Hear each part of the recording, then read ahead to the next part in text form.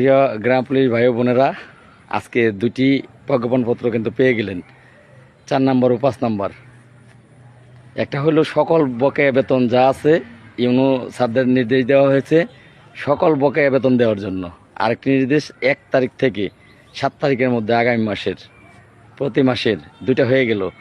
এবার বাকি যেগুলো আছে সেগুলোরও কাজ চলতেছে। এইমাত্র সচিব স্যারকে আমি ফোন দিয়েছিলাম, স্যারের সাথে আমার কথা হয়েছে।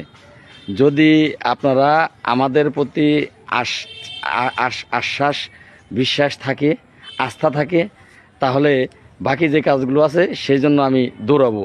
আর যদি আস্থা না থাকে বলবেন, আমি সরে দাঁড়াবো। আর আপনারা বিশেষ করে উজ্জ্বল খান, সাইদুল দেওয়ান, মজিবর আর এদেরকে থামান, যারা আছে এদেরকে থামান। যদি এদেরকে না থামান তাহলে কিন্তু আমি দৌড়াবো না। এক বাক্যে, যদি আপনাদের আমার প্রতি আস্থা এবং বিশ্বাস থাকে, সবগুলোই আদায় হবে, একটাও বাদ যাবে না। তার জন্য একটু ধৈর্য নিয়ে বসে থাকবেন, আমাকে বিশ্বাস করতে হবে আপনাদের, ইনশাল্লাহ বাকি সবগুলো জয় আমাদের সুনিশ্চিত।